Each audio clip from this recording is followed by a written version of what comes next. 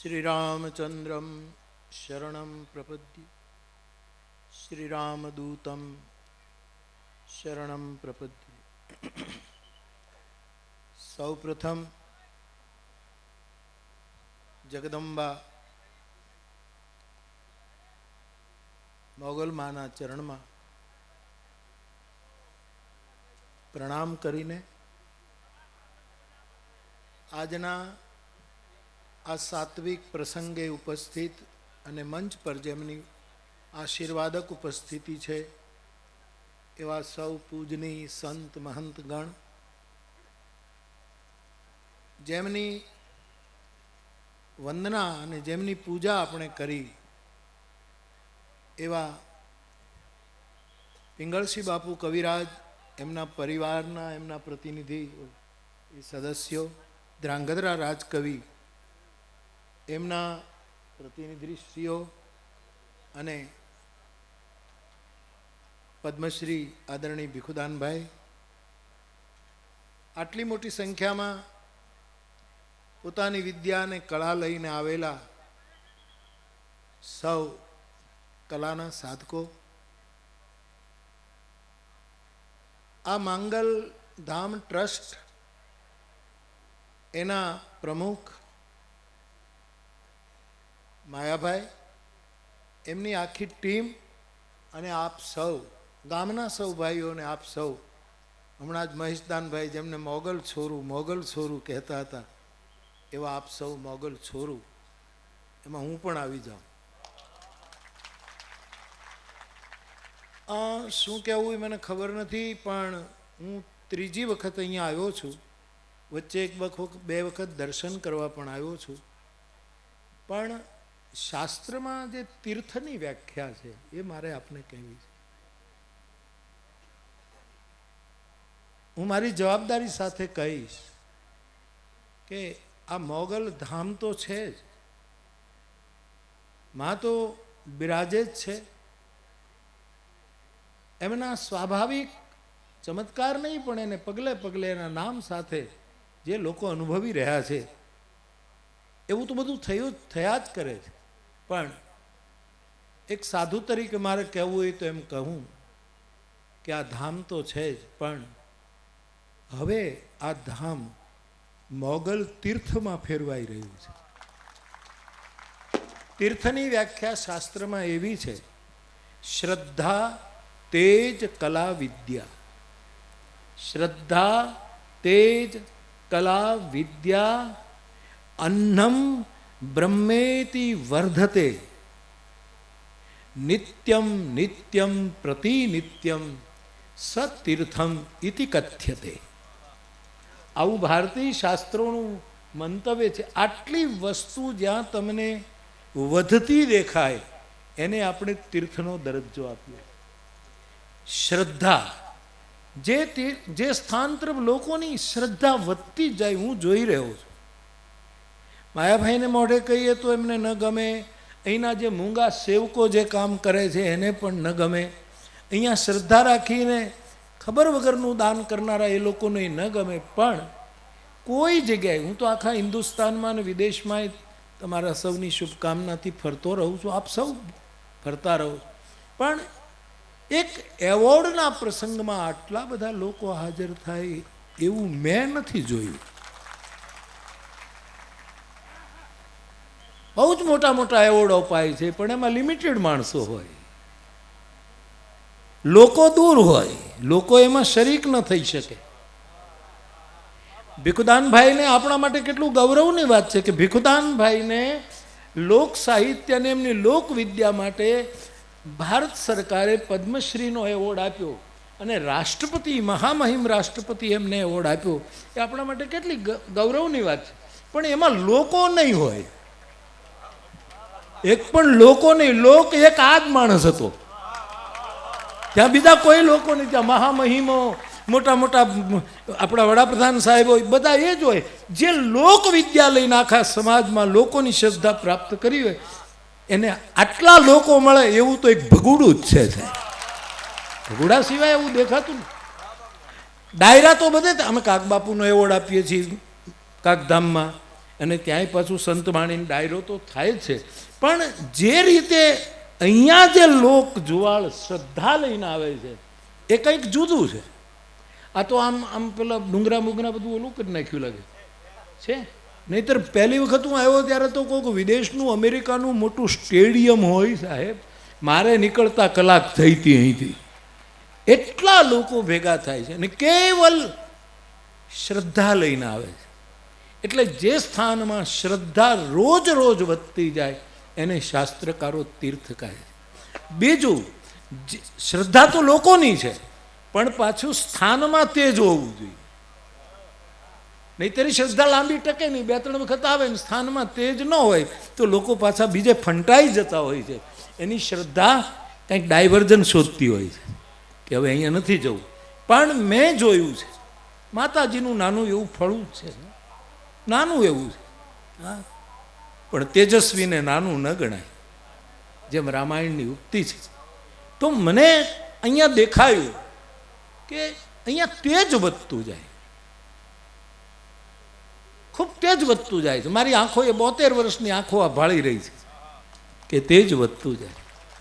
ત્રીજું, અહીંયા જેની પાસે વિદ્યા છે, આ બધી શાસ્ત્રની વાત છે, આ તો જે અહીંયા ચરિતાર્થ થાય છે એટલે કહું, જેની પાસે વિદ્યા અને કલા છે એ બધા જ માયાભાઈને લીધે અને માના ઉપરની પૂરી શ્રદ્ધાને લીધે અહીંયા વધારે ને વધારે આવતા જાય છે.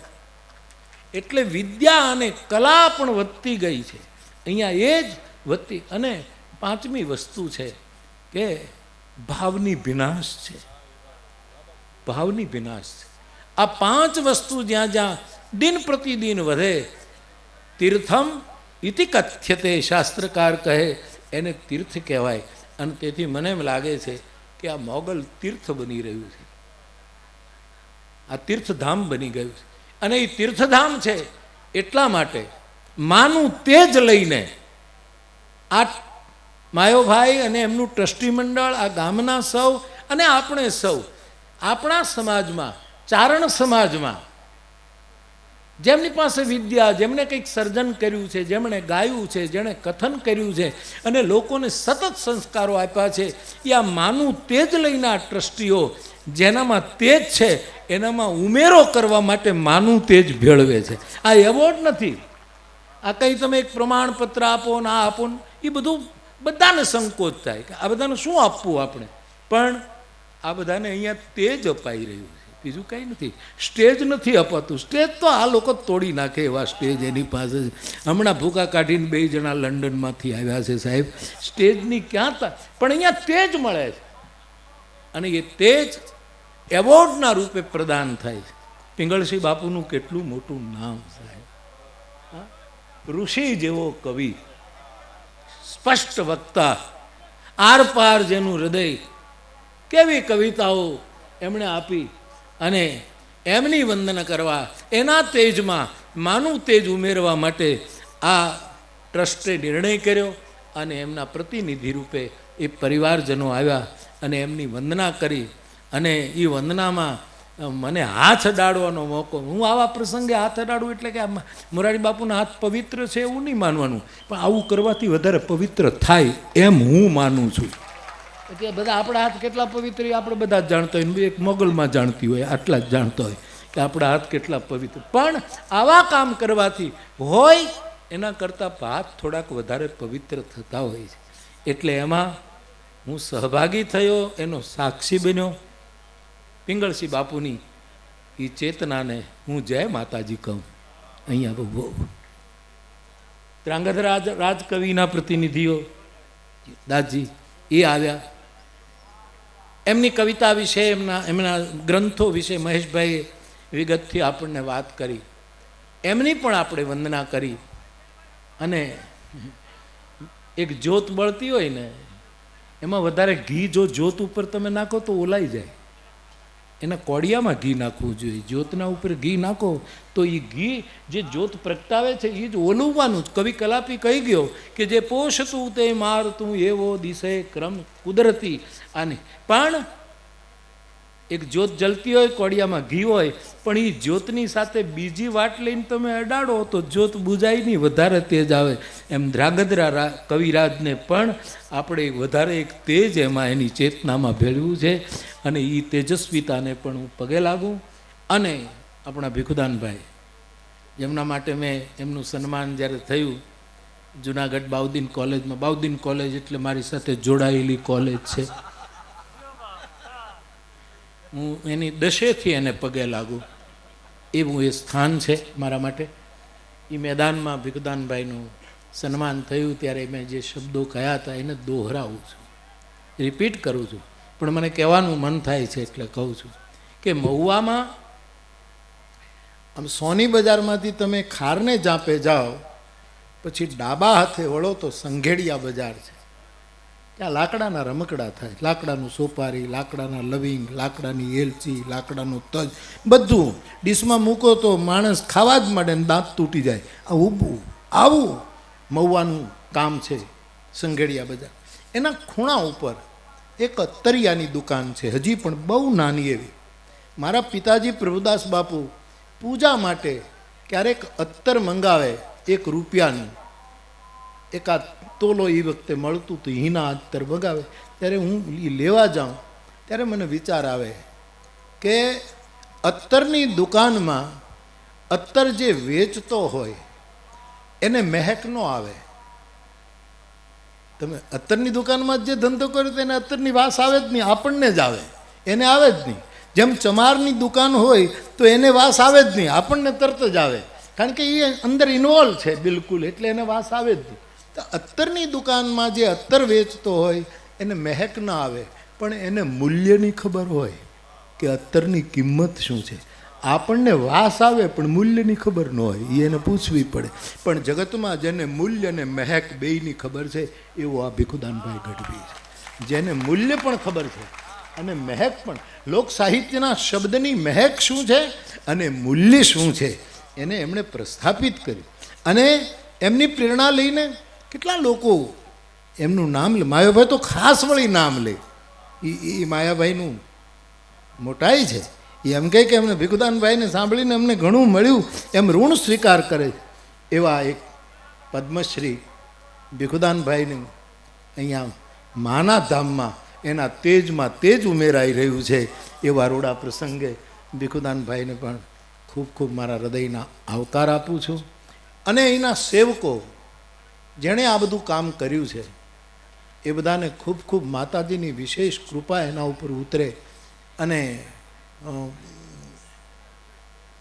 હું માફી માંગી લઉં, મને સંકોચ થાય છે, પણ આવા રૂડા પ્રસંગે મારે વધારે રોકાવું જોઈએ, કારણ કે હું જેને સાંભળી અને મારો થાક ઉતારું છું એવા બધા લગભગ અહીંયા છે. હા, મારા થાક ઉતારવાના ઠેકાણા એવા જે આ બધા છે, પણ મારે બહુ લાંબે જવાનું છે. જોકે મને કોઈ પરાણે નથી લઈ ગયું, મેં જ ઊભું કર્યું છે, એટલે હું આજે બધાનો લાભ નહીં લઈ શકું. પણ રાજી બહુ થાઉં છું કે એક નાનકડું એવું ભગુડા અને ત્યાં આટલા બધા વિદ્યા અને કલાના ઉપાસકો એક માયાભાઈના આદર અને મા તરફની પૂરી શ્રદ્ધાને લીધે અહીંયા આવે છે. પણ આવતે વર્ષે જ્યારે અહીંનો કાર્યક્રમ ગોઠવાશે ત્યારે હું એવું વિચારું, વચન તો ન આપું પણ હું લગભગ સવાર સુધી બેહું એવું કાંઈક હું કરું એવું. એટલે જ્યાં સુધી બેસાય, એટલે સવાર તો આમ 4-1 વાગે તો પડવા માંડે ને, પછી 4 વાગે પછી સવાર પડવા માંડે, એટલે એ વખતે નીકળી જવાય એમ. પણ હું વધારે બેસી શકું એવો મારો મનોરથ છે. વિશેષ કંઈ નહીં કહેતા, આપને એટલું જ કહીને મારી વાત પૂરી કરું કે રામાનંદીય પરંપરામાં 3 લાઈનો કરવામાં આવે. મહેશદાનભાઈ શું છે? રામાનંદી પરંપરા તો વૈષ્ણવી પરંપરા છે. અમારે ઉર્ધ્વ પુંડ કરે ગોપીચંદનનું, એમાં વચ્ચે રામાનંદી પરંપરામાં શ્રી કરે. એ 3 અને એને નીચે પાછું આમ બંધ હોય, એની બેઠક હોય. એ શું છે? તમારો સંપ્રદાય કોઈ પણ હોય, તમારો ધર્મ કોઈ પણ હોય, પણ તમારા કપાળમાં તો ત્રિશૂળ જગદંબાનું હોવું જ જોઈએ. આ ત્રિશૂળનું, અને આ હનુમાનનો ફોટો બતાવો પ્લીઝ. આ રામાનંદી તિલક છે, તમે જો સીધું ત્રિશૂળ છે ને, હાવ ચોખ્ખું ત્રિશૂળ. કારણ કે જેના ભાલમાં જગદંબાની શક્તિ નથી એ કોઈ દિવસ પોતાના સંપ્રદાયને ઉજળો ન કરી શકે, એ સંપ્રદાયની વૃદ્ધિ ન કરી શકે. આ સીધું તું મને બતાવ તો ભાઈ, હાવ ત્રિશૂળ છે. એ બાપુ એ જો આ ત્રિશૂળ છે, જો આ ત્રિશૂળ છે,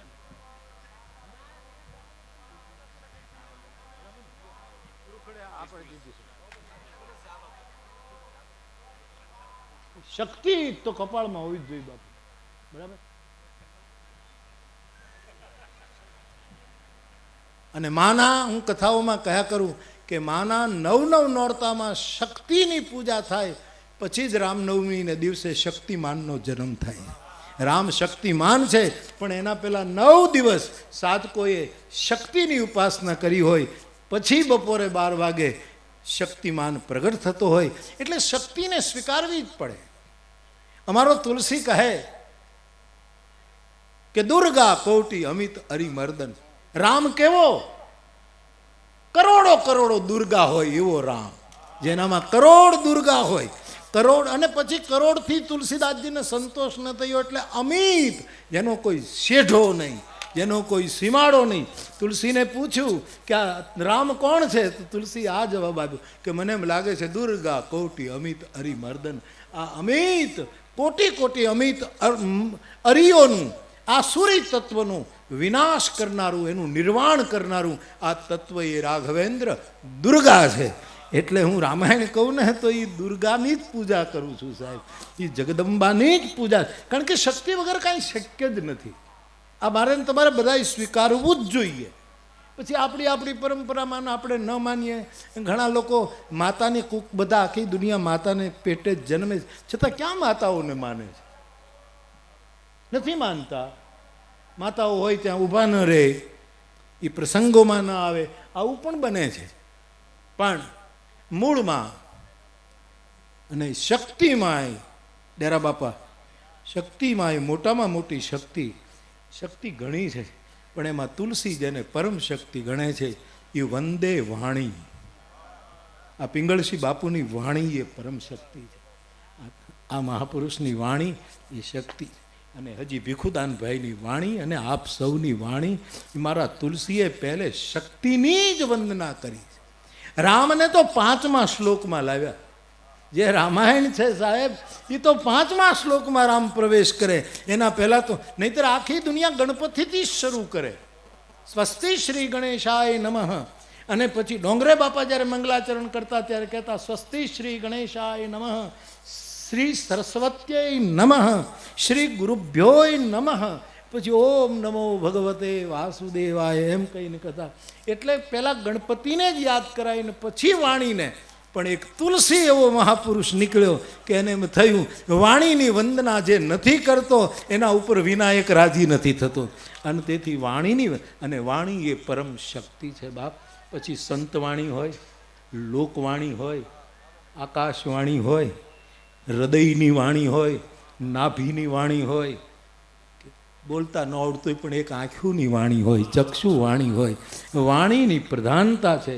અને આ સ્થાન આવી અનેક શક્તિઓના રૂપોનું સ્થાન છે. ખબર નહીં, મને બહુ આ તેજ વધતું જાય છે. એટલે આ તેજ કાંઈ અત્યારની લાઇટનું તેજ નથી. હા, આ એવું તેજ છે કે આનો તો ઉડી જાય, લાઇટ કટ થાય. પણ જગદંબાનો એટલે શ્રદ્ધા વધતી જાય છે, તેજ વધતું જાય છે. અહીંયા આવનારા કલા અને વિદ્યાધરોનો પ્રવાહ વધતો જાય છે. અને સાથે સાથે વિનાશ છે. આ મોટામાં મોટો વાણીમાં તેજ અને આંખોમાં ભેજ હોય એને જગતમાં કોઈ દિવસ સ્ટેજથી પતન ન થાય સાહેબ. વાણીમાં તેજ હોય અને આંખમાં હારોહાર પાછો ભેજ હોય. અને થોડોક ભેજની જ જરૂર છે કલાના સાધકોમાં. આખી જે દુનિયામાં જે ખેતીની પદ્ધતિ આવી, ટપક પદ્ધતિ, આપણે તો કેટલું પાણી બગાડ્યું યાર પાવડા મારી મારીને. ને હવે ટપક પદ્ધતિ આવી ત્યારે ખબર પડી છોડવાને તો આટલા ટીપાની જ જરૂર હતી. આટલું બધું પાણી આપણે કેરા ભરી દીધા, નીકોને આમથી આમ કરી નાખી. આમ છાતી કૂટી કૂટીને રોવાની જરૂર નથી, એક એક ટીપાની ભેજની જ જરૂર છે આંખમાં, કે આંખમાં થોડુંક ભેજ હોય અને વાણીમાં તેજ હોય, તેથી માં એટલી પ્રસન્ન થતી હશે. એવી જગદંબાના મોગલ તીર્થમાં આવો રૂડો પ્રસંગ ઉજવાઈ રહ્યો છે ત્યારે. અને હું આ રામાયણ પણ શક્તિ જ છે ને, રામાયણ શું છે બીજું, શક્તિની જ ઉપાસના છે, રામ કેન્દ્રમાં છે. પણ વાતો તો ચોપાઈ એટલે શું શક્તિ છે, ચોપાઈ સ્ત્રીવાચક છે. અને છંદ છે રામાયણમાં પણ એટલા બધા નથી, સોરઠા છે એટલા બધા નથી, દોહા છે એટલા બધા નથી, શ્લોકો છે એટલા બધા નથી, સંસ્કૃત અને લોકવિદ્યાના છંદો મિશ્રિત છંદો છે પણ એટલા બધા નથી. ચોપાઈ રૂપી શક્તિની ભરમાર છે તુલસીદાસજી. એટલે આખો શક્તિનો જ ગ્રંથ છે, એની ઉપાસના આપણે કરીએ છીએ. તો માં શક્તિના ધામમાં કવિવર રવિન્દ્રનાથ ઉમેશભાઈ એ તો પ્રકૃતિનો માણસ હતો, રસિક માણસ હતો. હા, એને તો અમુક એ વખતના સંતો ઋતુરાજ કહેતા, કારણ કે બહુ જ લેરી માણસ હતો. ટૂંકમાં રવિન્દ્રનાથ એટલે રસિક, લેરી, બધી રીતના લેરી, આનંદમાં રહેનારો માણસ.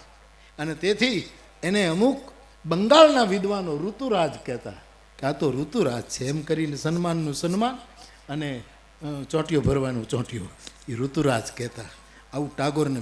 પણ એ ટાગોર પણ જ્યારે શક્તિના કાવ્યો લખે છે સાહેબ, જ્યારે શક્તિપરક કાવ્યો જ્યારે એણે બાંગ્લા ભાષામાં રજૂ કર્યા છે, નાના નાના નાના નાના દેવીના મંદિરે સાધક જ્યારે દર્શન કરવા જાય છે અને પૂજારી દરવાજો બંધ રાખે છે અને પહેલાંને એમ થાય છે કે દરવાજો ખોલો, અને પછી ટાગોરનું શક્તિ પૂજાનું ગીત શરૂ થાય સાહેબ. પછી એ ટાગોર જેવો રસિક માણસ એ એમ કહે કે શક્તિના ગીત બાઉલો ગાય અને પછી એના દરવાજાઓ ખુલતા જાય. ભલે એ કલ્પના હોય પણ કરવી તો પડી શક્તિની જ. એવું શક્તિનું આ તીર્થ છે. આ પગરણ, આ આખો વિસ્તાર આપણે ભાગ્યશાળી. મોગલમાના તો ઘણા સ્થાન છે ને, ઘણી જગ્યાએ મોગલમાના સ્થાન છે, પણ અહીંનું જે સ્થાન છે એ કંઈક જુદું લાગે છે સાહેબ. અને તેથી વિકાસ થતો જ જાય છે, વિકાસ થતો જ જાય. અને કેટલી મોટી શ્રદ્ધા. હું ચમત્કારને પરચામાં માનું નહીં, તમને બધાને ખબર છે કે હું આમાં ક્યાંય ન માનું, દોરા ધાગામાં હું ન માનું, આવું બધું મને અડે નહીં. કોઈની શ્રદ્ધા ન તોડવું, પણ મને એમાં જરાય રસ જ ન પડે. સામે આવવું જોઈએ, અને અહીંયા સામે આવે છે એટલે માનવું પડે કે માણસો એમને બધું મૂકી જાય છે. આ આખી સરકારો ન ચોરી બંધ કરાવી શકે, કારણ કે ઘણી વખત ખુદ કરતી હોય છે. એટલે આપણે પહેલાંની ઘણી સરકારો એવી જોઈ હોય, પ્રદેશમાં એવી સરકારો બહુ હોય, હિન્દુસ્તાનમાં તો ન હોય પણ પ્રદેશમાં એવી સરકારો હોય. એટલે એવું સરકારો બંધ ન કરી શકે, કરાવે. સમાજ સેવકો મોટા મોટા ભાષણો કરીને ચોરી બંધ ન કરાવી શકે. અમારે અને ચારણ કેટલો આરપાર હોય. અમારે એક ચારણ છે મુન્નો બાપુ, તો હું ગાડી લઈને નીકળ્યો, એટલે મેં કીધું મુન્ના બાપુ તમારે ઘરે ચા પીવા આવું? તો બાપુ આવું, બહુ સારું, બે જાઉં ગાડીમાં. નવા બૂટ, સરસ મજાના નવા બૂટ, મને એમ લાગ્યું 800-900 રૂપિયાના છે. એ વાડીમાં ઉતારી મૂક્યા એને, કાઢી નાખી. પણ મેં કીધું બૂટ તો મને કે નહીં બાપુ, બે જાઓ. ગયો એને ઝૂંપડે, ચા પાણી પીધા, પાછા ગાડીમાં બેસાડે કે બૂટ લે. તો કે હવે બૂટ નથી લેવા. કેમ કે તો બગડાણે દર્શન ગયો હતો ને, હારા હતા લઈ લીધા હતા, એ જેમ આવ્યા એમ વયા ગયા, હવે લેવા નથી. પણ તીર્થના બૂટ લીધા એટલે મને કે તમે મળ્યા ને મને ગાડીમાં બેહવા દીધો. આ તીર્થના બૂટ ચોરવાનો કોઈ કરતા નહીં આવું. આ પ્રેરણા નથી, આ સંદેશો નથી, પાછું આમ નહીં કરતું. એ તો આરપાર હોય એને જરે. આ ચારણ કહી શકે. ચારણ તરફ પ્રક્ષેપાત શું કામ છે મને? હા, ચારણ પાસે મારે દક્ષિણા લેવાની છે. હું એને ત્યાં જાઉં એટલે મને કવર આપે, એના મોઢા ઉપર માતાજીની મુસ્કુરાહટ હોય, એ મારી દક્ષિણા છે સાહેબ. ચારણના દીકરાના મોઢા ઉપર માનું તે, બીજું શું જોઈએ યાર. પણ મારો પક્ષપાત છે, ઘણા નથી ગમતું કે આ મોરારી બાપુ આ ચારણો અને કેટલી વાતો કરે રાજભાઈ. આ બધા કે મોરારી બાપુની પાસે જાય ને એ બધાને કંઈક ને કંઈક લેવું. આ હાવ નરા તાળ ખોટા છે બધા. મોરારી બાપુ એનો જવાબ આપે, મારી પાસે કોઈ કાંઈ લેવા આવતું નથી, હું કોઈને કાંઈ આપી શકું એમ નથી, પણ જેની પાસે છે એ મને સંભળાવી અને મને રાજી કરવા માટે આવે છે. આ મારો હૃદયની વાત હું જ ખુલાસા કરું. ઘણા આવી વાતો કરે, બાપુ પાસે જઈએ ને એટલે ઘણા આવું ખોટા ખોટા પાસપોર્ટ કઢાવીને આવે છે. કાંઈ કરે ને મને પાસપોર્ટ જ દેખાડે એટલે સમજી જાઉં કાને બહાર જાઉં છું. મારા બાપ, આજે તાકાત છે. મને શું કામ આ બધું ગમે? હવે કાંઈ બધા હારા જ અનુભવ નથી થતા, નાચના પણ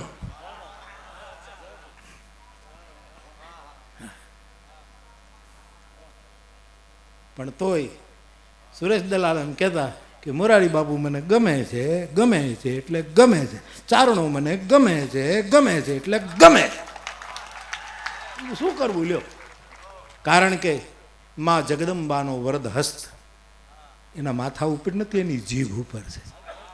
માથા ઉપર તો બધા માથ મૂકે, પણ જીભ ઉપર જેમ ક્યારેક યમ પ્રવ્રજંત મનુપેતમ પેત કૃત્યમ યમ બ્રહ્મા વરુણેન્દ્ર રુદ્રમન, જેમ ટચલી આંગળી અડાડી દીધી ધ્રુવની જીભે અને શાસ્ત્રની ધારાઓ છૂટી, એમ જગદંબાએ આવી કોઈક આંગળી અડાડી છે જીભ ઉપર, અને એ બધી વિદ્યા અહીંયા આવે છે.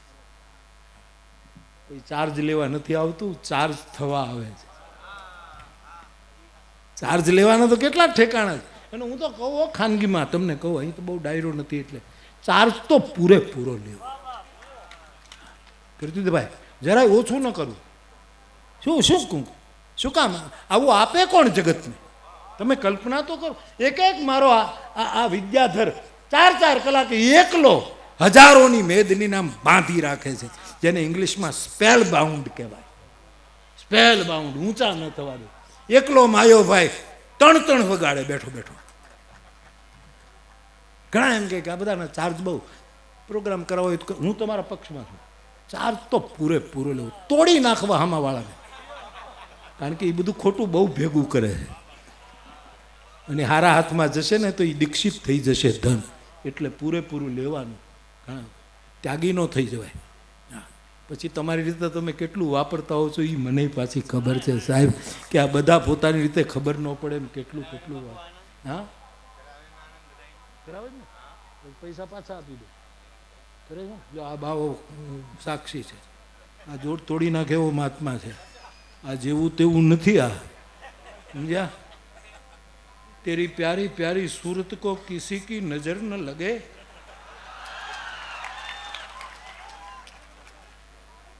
એવા મંત્રો આપે છે ડેરા બાપા. અમને આપ્યા ને, અમે બેઠા હતા પહેલી વાર આવ્યા ત્યારે. બાપ વિશેષ કંઈ નહીં કહેતા. મોગલ ધામ તીર્થમાં પરિણીત થતું જાય છે એવું તલગાજરડાને દેખાય છે.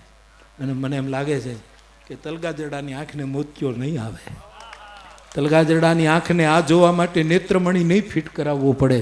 તલગાજરડાની આંખને એમાં લેન્સ નહીં બેસાડવો પડે. મને આ દેખાય છે.